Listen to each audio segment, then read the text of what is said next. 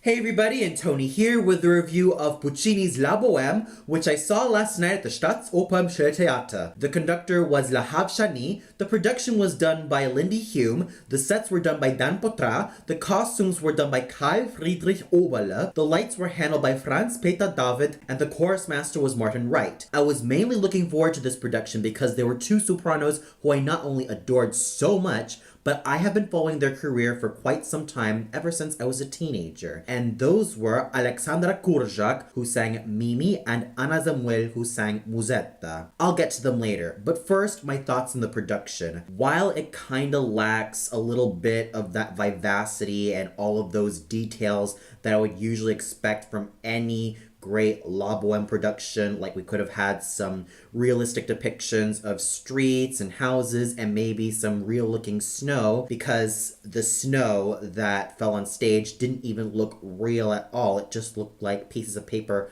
falling down. It still manages to have a good amount of heart in terms of what they were using. For example, in the first scene, we see that it is set in what is an idyllic type of design to state that this is how these bohemians live and how they think of life in general. And the second scene, we see the Café Momu, in which it is a huge M to state that it's the entrance. And once we enter Café Momu, it is really elegant and really flashy, with a lot of reds being used. And in the third scene, we see something that's quite empty to show that reality has hit really, really hard on not only Rodolfo and Mimi, but also Marcello and Musetta in terms of their constant bickering and really trying to patch things up the best way they can. And the fourth scene is mainly everything just going into shambles, not only because of Mimi suffering health, but also because of the harsh reality that all of these bohemians have to go through. So you could definitely tell that there was a lot of heart and soul being put into this particular production, even though some of the details were kind of lacking, and even though some of the sets weren't really that captivating, because as I stated before, I would usually think of any traditional La Bohème production to have a lot of sets, to have a lot of realistic looking trees and snow and all of those houses, and pretty much paint an idyllic picture of what Paris is like. But it does itself really well in terms of how it manages to get some abstract concepts, which is not really a fault in the slightest, but it manages to really get some concepts and really put each of these scenes in such a way that really paints these characters' lives really well.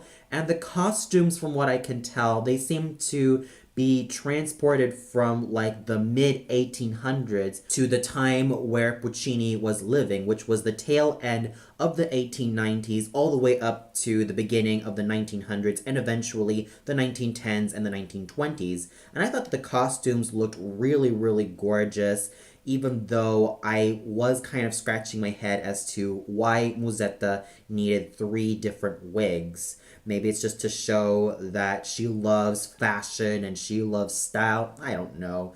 If they could have stuck with one particular wig or hairstyle for Musetta and gone along with it. So overall, it was a pretty decent production of La Bohème, backed up with a lot of really gorgeous costumes. And now we get to the singers, starting off with Aleksandra Kurzak as Mimi. I have been following this soprano's career for quite some time, and I have seen her 5 months ago singing the role of Rachel live streamed from the Bayerische Staatsoper in Munich. And she has a very illustrious career, as she started off with singing a lot of these high singing coloratura soprano roles like Olympia, Gilda, the Queen of the Night, Blonde, Marie from La Fille de Régiment, to eventually singing a lot of the more lyric dramatic coloratura soprano repertoire like Lucia from Lucia della Marmor and Violetta from La Traviata, to eventually singing a little bit of the heavier repertoire like Donizetti's Maria Stuarda, Rachel from Elvise la Juive, and eventually Micaela from Bizet's Carmen, and of course Liu from Puccini's Turandot, and both Musetta and Mimi. And my goodness, does she continue to have one of the finest voices I have ever heard on stage. She really knew how to be in complete control of her gorgeous and lovely instrument, and it is a very well focused lyric soprano instrument which is so versatile in its expression and so versatile in its command that I was completely captivated from beginning to end. And when she sang softly, she sang it in the most heavenly way possible. And when she had to sing with such pure emotion, she let it all out. She does not have one vocal flaw whatsoever, and I thought her characterization of Mimi was very poignant,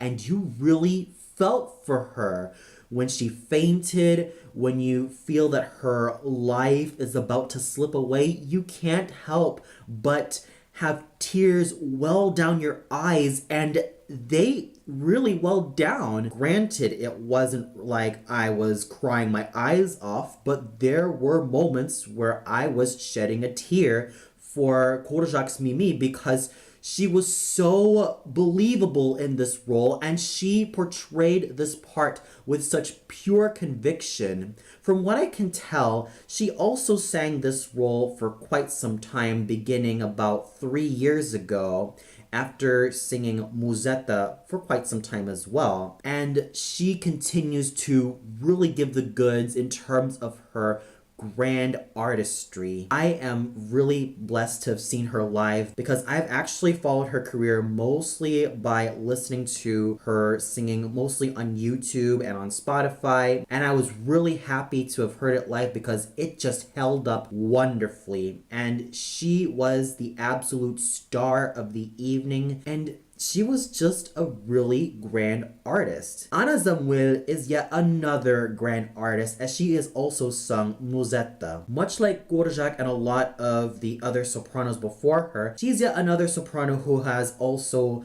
alternated between Mimi and Musetta with such equally great success. And what more can I expect from someone like Madame Anna Samuil? I have been following this soprano's career for quite some time, ever since I have first heard her on YouTube, and I continue to watch her performances mostly at the Staatsoper Schillertheater. And as I stated before, what I've noticed about Madame Samuil is that she mostly specializes in a huge range of roles, from the lyric soprano repertoire, which she mostly specializes in, to some forays into the dramatic coloratura soprano repertoire, to her most recent forays into the slightly spinto repertoire with an Elisabetta that she'll be singing at the Staatsoper Schillertheater in 2017. And as to be expected, her voice was really gorgeous. Her high notes were piercing and clear. Her acting was just a lot of fun to watch, and you can't help but relate to Musetta in terms of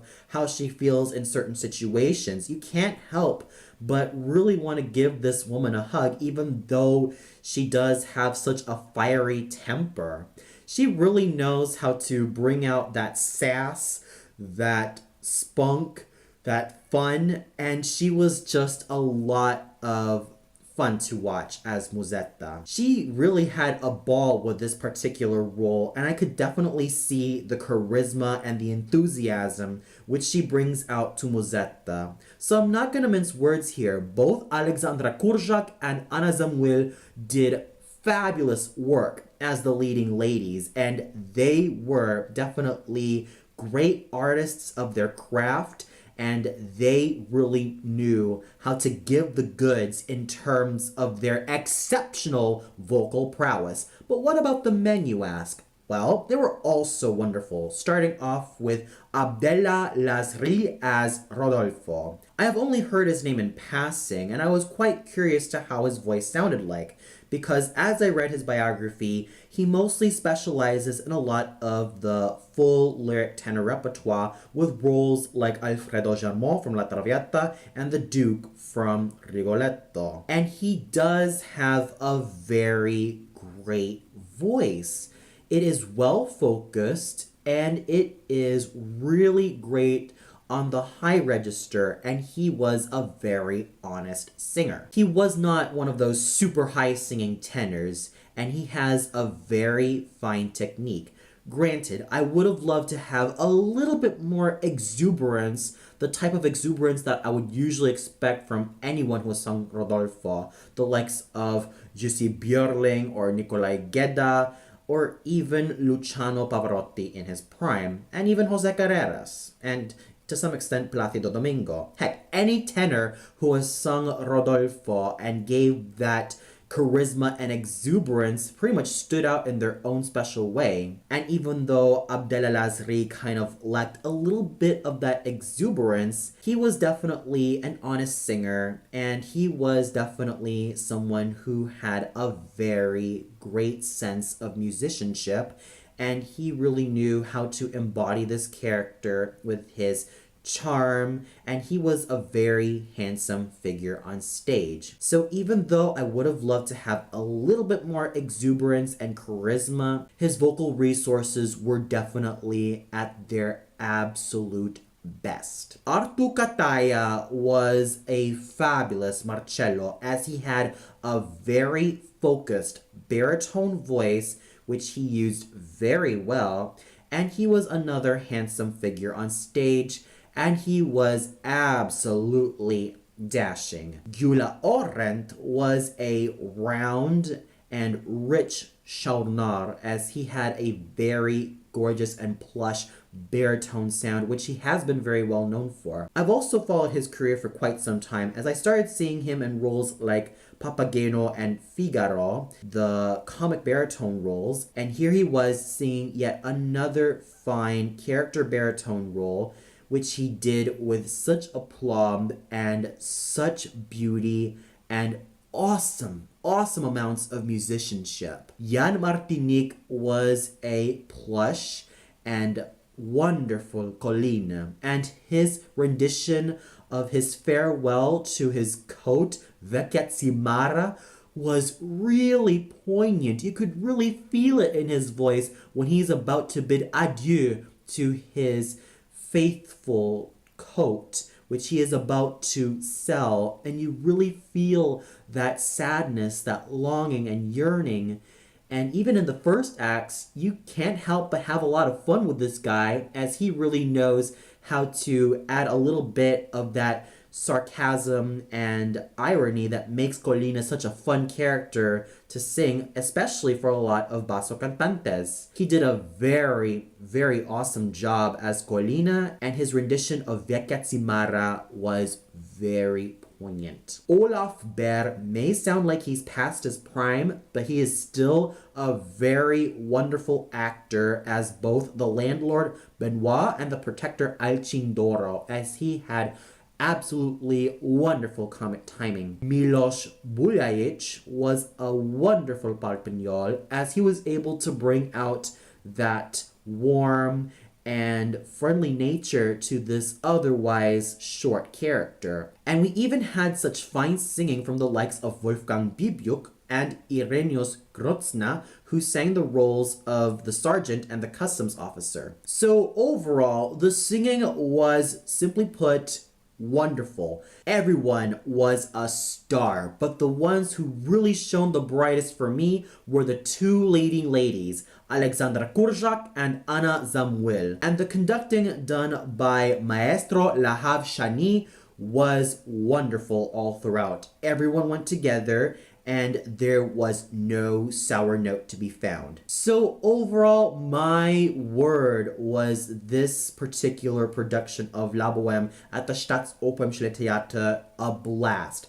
Mostly thanks to the awesome singing done by Aleksandra Kurzak, Anna Samuil, Abdelazri, Artu Kataya, Gyula Orent, Jan Martinic, Milos Buljajic, and Olaf Behr. And the chorus, as to be expected, did wonderfully as well. Well, that's all for now. Be sure to tune in much later for my review of Tchaikovsky's The Nutcracker, which is live streamed from the Bolshoi Ballet. So until then, have a great day, everybody, and have a great 4th Advent.